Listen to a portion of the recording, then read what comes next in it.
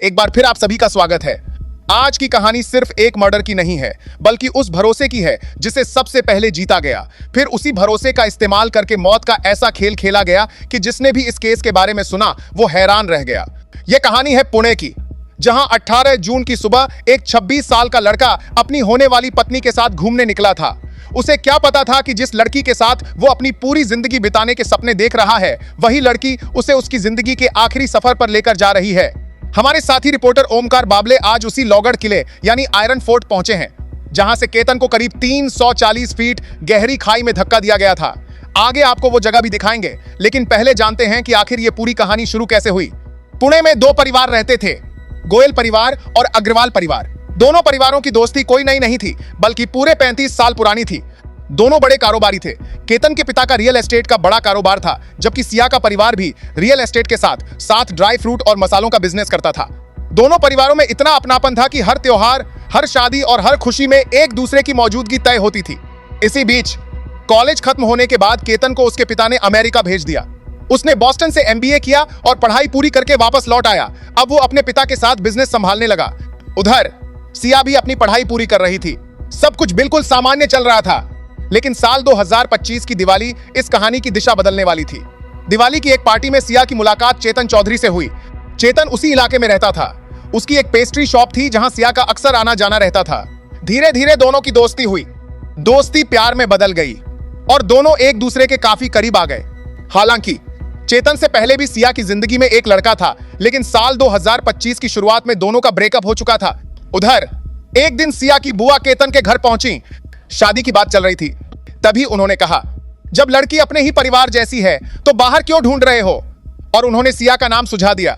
दोनों परिवार पहले से एक दूसरे को जानते थे, इसलिए बिना ज्यादा सोच विचार के रिश्ता तय हो गया। 11 फरवरी को दोनों की सगाई हुई और शादी की तारीख तय हुई 25 नवंबर 2026। लेकिन इस रिश्ते का सबसे बड़ा सच सिर्फ एक इंसान से छिपा था, और वो था केतन। असल में सिया इस शादी से बिल्कुल खुश नहीं थी। वो चेतन से प्यार करती थी। उसे लगा था कि शादी में अभी काफी समय होगा, लेकिन जब पता चला कि शादी इसी साल नवंबर में है तो उसके पैरों तले जमीन खिसक गई।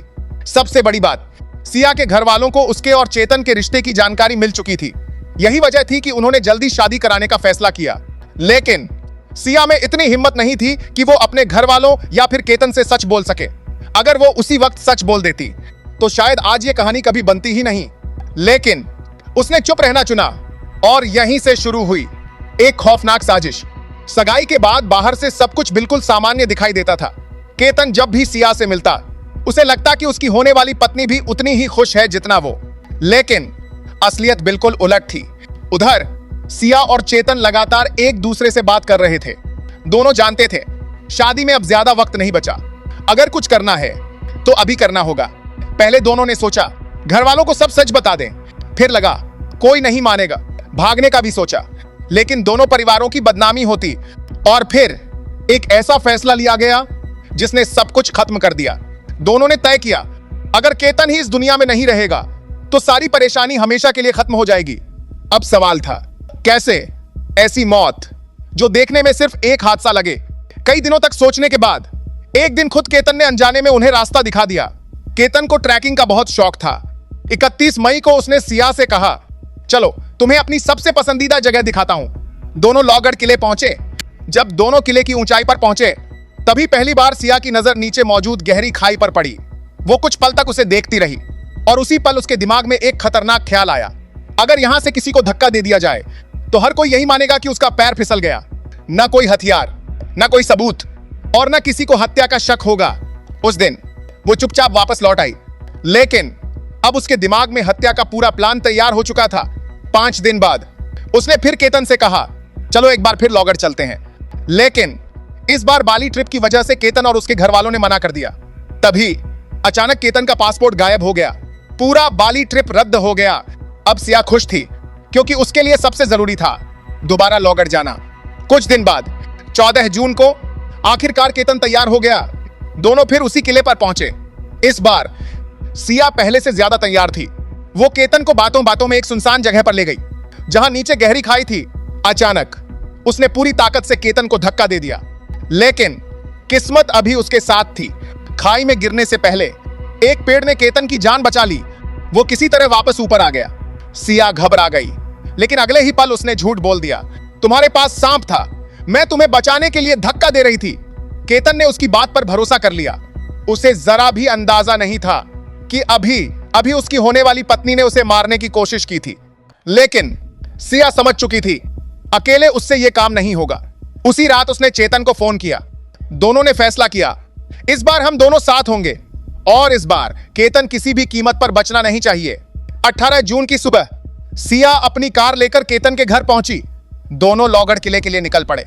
उधर चेतन भी अपनी स्कूटी से अलग रास्ते से किले की तरफ जा रहा था। उसने अपना मोबाइल दुकान पर छोड़ दिया, एक कर्मचारी का मोबाइल साथ लिया, इंटरनेट बंद कर दिया और चेहरा छिपाने के लिए हुडी पहन ली। उसे लग रहा था अब वो पुलिस से बच जाएगा। करीब 9 बजे सिया और केतन किले में दाखिल हुए। कुछ मिनट बाद चेतन भी उनके पीछे पीछे अंदर आ गया। करीब 40 मिनट की चढ़ाई के बाद तीनों किले की ऊंचाई पर पहुंच चुके थे। सिया लगातार ऐसी जगह तलाश रही थी जहां ना कोई रेलिंग हो, ना कोई भीड़ और ना कोई ऐसा पेड़ जो पिछली बार की तरह केतन की जान बचा सके। फिर उसे वो जगह मिल गई। करीब 340 फीट गहरी खाई, चारों तरफ सन्नाटा और वहां कोई नहीं था। सिया ने चुपचाप चेतन को इशारा किया। चेतन तेजी से उनके पास पहुंचा। केतन कुछ समझ पाता उससे पहले सिया और चेतन ने एक साथ पूरी ताकत से उसे धक्का दे दिया और इस बार केतन सीधे 340 फीट गहरी खाई में गिरता चला गया। केतन जैसे ही खाई में गिरा, कुछ सेकंड के लिए वहां सन्नाटा छा गया। सिया और चेतन दोनों खाई के किनारे खड़े होकर नीचे झांकने लगे। करीब 340 फीट गहरी खाई, नीचे सिर्फ चट्टाने और दूर तक कोई हलचल नहीं। दोनों तब तक वहीं खड़े रहे जब तक उन्हें पूरा यकीन नहीं हो गया कि अब केतन का बचना नामुमकिन है। यकीन होते ही चेतन तुरंत वहां से वापस मुड़ गया। उसे पता था कि अगर वह ज्यादा देर वहां रुका तो किसी की नजर उस पर पड़ सकती है, इसलिए वह तेज कदमों से नीचे उतर गया। अब पूरी जिम्मेदारी सिया के कंधों पर थी। कुछ ही पल पहले जिसने अपने मंगेतर को मौत के हवाले किया था, अब वही लड़की जोर जोर से रोने लगी। वह मदद के लिए चिल्लाने लगी, मानो उसके सामने अभी अभी कोई दर्दनाक हादसा हुआ हो। उसकी आवाज सुनकर पास में मौजूद सिक्योरिटी गार्ड और किले के कर्मचारी दौड़ते हुए वहां पहुंचे। उन्होंने घबराकर पूछा, क्या हुआ? रोते हुए सिया ने खाई की तरफ इशारा किया और कहा, मेरे मंगेतर का पैर फिसल गया, वो नीचे गिर गया। गार्ड के होश उड़ गए। उन्होंने तुरंत बाकी कर्मचारियों को बुलाया। पुलिस और रेस्क्यू टीम को सूचना दी गई। इधर सिया ने अपनी मां को फोन किया। रोते हुए सिर्फ इतना कहा, मम्मी, केतन नीचे गिर गया। यह खबर सुनते ही दोनों परिवारों में चीख पुकार मच गई। कुछ ही देर में सुबह करीब 10:45 बजे केतन के पिता को भी यह खबर मिल गई। दोनों परिवार भागते हुए लौगढ़ किले पहुंचे। तब तक पुलिस वहां पहुंच चुकी थी। रेस्क्यू ऑपरेशन शुरू हुआ।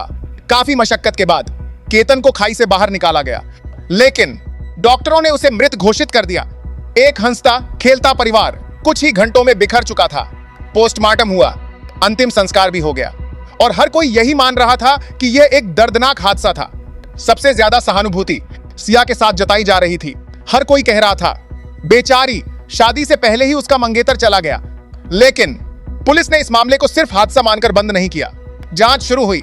सबसे पहले सिया के मोबाइल की जांच हुई, फिर कॉल डिटेल, लोकेशन और किले के बाहर लगे सीसीटीवी कैमरे देखे गए। यहीं से कहानी ने नया मोड़ ले लिया।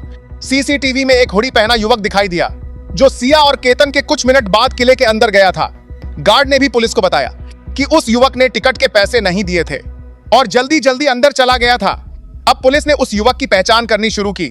धीरे धीरे मोबाइल रिकॉर्ड और बाकी सबूतों ने उस युवक तक पुलिस को पहुंचा दिया। वह कोई और नहीं बल्कि चेतन चौधरी था। पुलिस ने चेतन को हिरासत में लिया।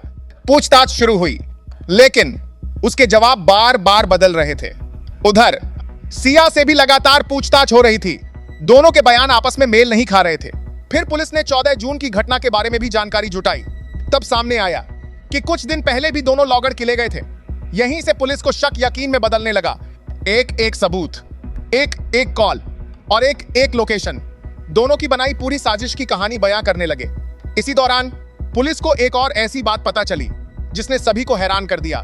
केतन की मौत के बाद सिया ने सोशल मीडिया पर एक भावुक पोस्ट लिखा था।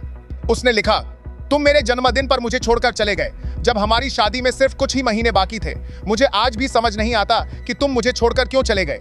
यह वही लड़की लिख रही थी जिस पर आरोप था कि उसी ने अपने हाथों से अपने होने वाले पति को मौत के घाट उतार दिया। अब पुलिस के पास काफी सबूत इकट्ठे हो चुके थे। सबसे पहले चेतन को गिरफ्तार किया गया। उसके बाद सिया को भी हिरासत में ले लिया गया। दोनों से लंबी पूछताछ हुई और फिर दोनों को अदालत में पेश किया गया। जब पुलिस सिया और चेतन को कोर्ट लेकर जा रही थी, तब वहां मौजूद लोगों की नजर बार बार सिया पर जा रही थी। सिर्फ 20 साल की उम्र, अपने ही मंगेतर की हत्या का आरोप और सामने पूरी जिंदगी जेल में गुजरने का खतरा। लेकिन सबसे हैरानी की बात यह थी कि उसके चेहरे पर न डर दिखाई दे रहा था, न पछतावा और न ही घबराहट।